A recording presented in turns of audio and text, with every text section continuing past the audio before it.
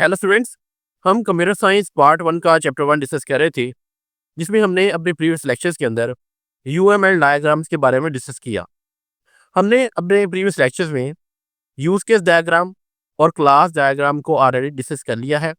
I hope आपने वो lectures देखे होंगे। आज हम अपनी नेक्स्ट डायग्राम, जो कि आपके पास है सीक्वेंस डायग्राम, उसको डिस्कस करेंगे। तो चलिए स्टार्ट करते हैं।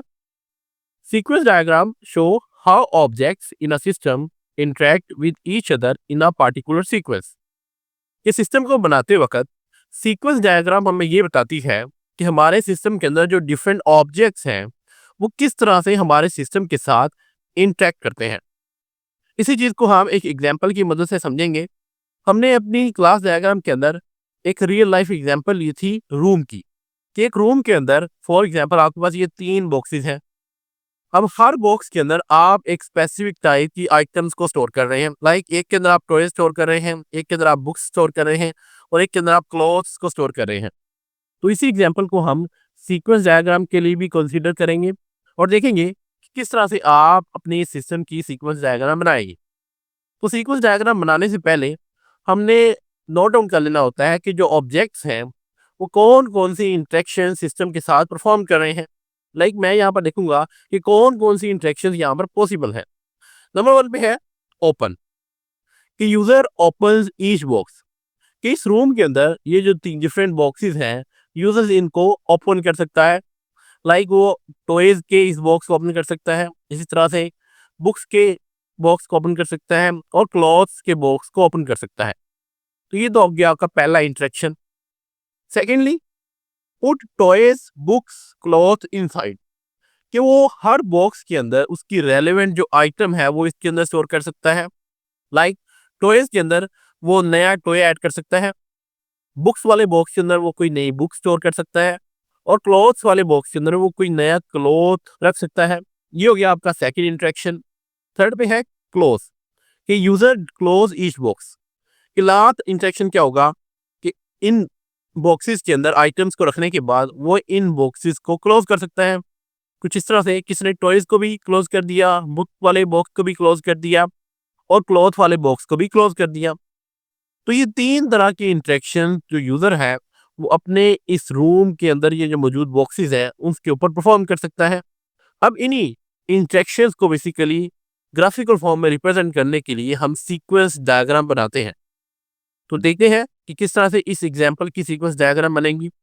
तो सबसे पहले हमने अपने इस यूजर का चेक पॉइंट बना लेना होता है। ये यहाँ पर आपके पास यूजर आएगा। इसके बाद हमारा पहला चेक पॉइंट होगा टॉयज बॉक्स का, सेकंड होगा बुक बॉक्स का, थर्ड होगा क्लॉथ बॉक्स का। आगे बढ़ने से पहले हमारे चैनल को सब्सक्राइब कर लें ताकि आने वाली तमाम वीडियोस आप तक टाइमली पहुंच सकें। इसके बाद हमने इन तमाम इंटरेक्शंस को इस डायग्राम के ऊपर रिप्रेजेंट करना है। कैसे? इस सबसे पहले पहला इंटरेक्शन यूजर ने क्या परफॉर्म किया था?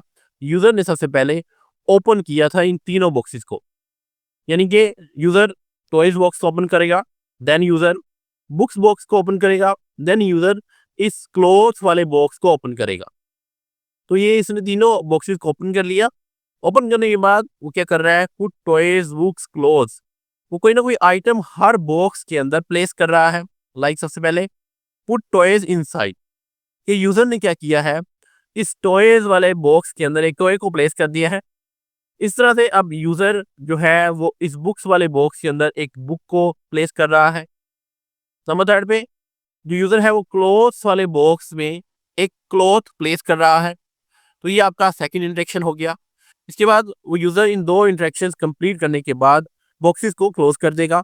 तो थर्ड आपका इंटरेक्शन क्या हो जाएगा कि यूजर्स इन तमाम बॉक्सेस को 1 बाय 1 करके क्लोज करेगा। लाइक यूजर सबसे पहले टॉय बॉक्स को क्लोज करेगा, देन यूजर बुक बॉक्स को क्लोज करेगा, देन यूजर क्लोथ्स बॉक्स को क्लोज करेगा। और इसके साथ ही आपकी ये जो सीक्वेंस डायग्राम है वो कंप्लीट हो जाएगी। और ये सीक्वेंस डायग्राम हमें क्या बता रही है? इस सीक्वेंस डायग्राम हमें बता रही है कि ये जो यूजर है वो किस तरह से हमारे इन तमाम बॉक्सेस के साथ इंटरेक्ट कर रहा है। तो सिमिलरली किसी भी सिस्टम को सॉफ्टवेयर को बनाते वक्त जो सीक्वेंस डायग्राम है वो हमारे डेफिनेशन के अकॉर्डिंग क्या बताती है कि ये जो ऑब्जेक्ट्स हैं वो किस तरह से सिस्टम के साथ इंटरेक्ट करते हैं। तो आई होप आपको ये क्लियर हो चुका होगा। हमने वो सेम टू सेम वही एग्जांपल ली है जो बुक के अंदर इंक्लूड की गई है, लेकिन इसको बेहतर समझने के लिए हम एक और सिस्टम की एग्जांपल ले लेते हैं कि लेट्स सपोज आप एक स्कूल मैनेजमेंट सिस्टम बनाने जा रहे हैं और इसकी आपने सीक्वेंस डायग्राम बनानी है। तो सीक्वेंस डायग्राम बनाने से पहले आपने नोट डाउन कर लेना होता है कि उस सिस्टम को कौन कौन से यूजर्स यूज करेंगे। तो हमारे स्कूल मैनेजमेंट सिस्टम को कौन से यूजर्स यूज करते हैं? स्टूडेंट यूज करता है, टीचर यूज करता है, एडमिन यूज कर सकता है, और इसके अलावा और भी आपके पास यूजर्स और ऑब्जेक्ट्स हो सकते हैं जो आपके सिस्टम को यूज करेंगे। लेकिन अभी हम मान कर चल रहे हैं कि आपके पास ये 3 यूजर्स हैं। अब इसके बाद आपने हर यूजर के अकॉर्डिंग देखना है कि ये जो यूजर है किस तरह से हमारे स्कूल मैनेजमेंट सिस्टम के साथ इंटरेक्ट करेगा। तो हम यहाँ बात कर लेते हैं स्टूडेंट इंटरेक्शन की, कि स्टूडेंट किस तरह से इंटरेक्ट करेगा। तो सबसे पहले स्टूडेंट क्या करेगा? सबसे पहले स्टूडेंट लॉग इन करेगा। Student log in to dashboard, ये इसका पहला इंटरेक्शन होगा। इसके बाद वो क्या करेगा? चेक अटेंडेंस, कि student can view his attendance, student अपनी अटेंडेंस को चेक कर सकता है।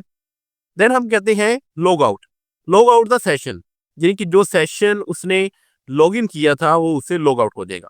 इसके अलावा और भी बहुत सारे इंटरेक्शंस हो सकते हैं स्टूडेंट के स्कूल मैनेजमेंट सिस्टम के साथ, लेकिन हम जब एक एग्जांपल समझ रहे हैं तभी हम यही मान के चल रहे हैं कि ये 3 इंटरेक्शन स्टूडेंट जो है वो परफॉर्म कर सकता है। तो इसकी सीक्वेंस डायग्राम हम बनाएंगे कि ये आपके स्टूडेंट का चेक पॉइंट हो जाएगा। इसके बाद ये आपका डैशबोर्ड आ जाएगा, स्कूल मैनेजमेंट सिस्टम का जो स्टूडेंट का डैशबोर्ड होगा वो। देन ये अटेंडेंस का मॉड्यूल आ जाएगा और देन ये आपका लॉग आउट का मॉड्यूल आ जाएगा। अब हमने इन इंटरेक्शंस को ज़हन में रख के ये सीक्वेंस डायग्राम बनानी है कि सबसे पहले स्टूडेंट क्या कर रहा है? स्टूडेंट सबसे पहले लॉग इन कर रहा है। तो स्टूडेंट क्या करेगा? इस डैशबोर्ड के ऊपर लॉग इन की कोशिश करेगा। अगर तो सही यूजर नेम और पासवर्ड एंटर करता है तो उसको वापस एक सक्सेस का मैसेज मिल जाएगा कि आपने सक्सेसफुली इस डैशबोर्ड पे लॉगिन कर लिया है।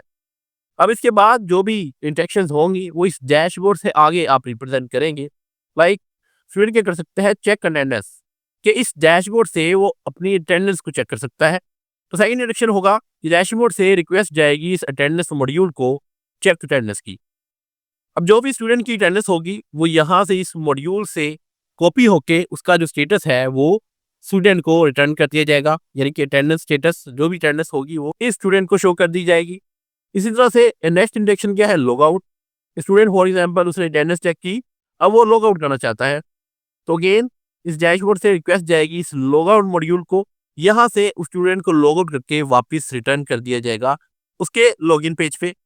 और इसी तरह से आपकी जो सीक्वेंस डायग्राम है वो कंप्लीट हो जाएगी। सो आई होप आपको क्लियर हो गया होगा कि किस तरह से आप सीक्वेंस डायग्राम बनाते हैं। अब यहाँ पर तो हमने ये सिर्फ 3 इंटरेक्शंस लिए हैं, आपके पास और बहुत सारे इंटरेक्शंस हो सकते हैं। लाइक स्टूडेंट जो है वो अपने रिजल्ट चेक कर सकता है, वो कोई नया कोर्स में इनरोल हो सकता है, या वो अपने टीचर को सिलेक्ट कर सकता है, या वो लाइब्रेरी से बुक बोरो कर सकता है। ये सारी चीज़ें आपकी सीक्वेंस डायग्राम के अंदर ऐड ऑन की जा सकती हैं। लेकिन क्योंकि ये एग्जाम्पल आपके सिलेबस का पार्ट नहीं है तो ये जस्ट आपको समझाने के लिए थी कि किस तरह से आप किसी भी सॉफ्टवेयर किसी भी सिस्टम को बनाने से पहले उसकी सीक्वेंस डायग्राम को डिज़ाइन कर सकते हैं। आई होप आपको आज का जो कॉन्सेप्ट है वो क्लियर हो चुके होंगे। कोई क्वेश्चन है तो आप कमेंट सेक्शन के अंदर पूछ सकते हैं। आज के लिए इतना ही, मिलते हैं नेक्स्ट लेक्चर के अंदर। Thank you very much.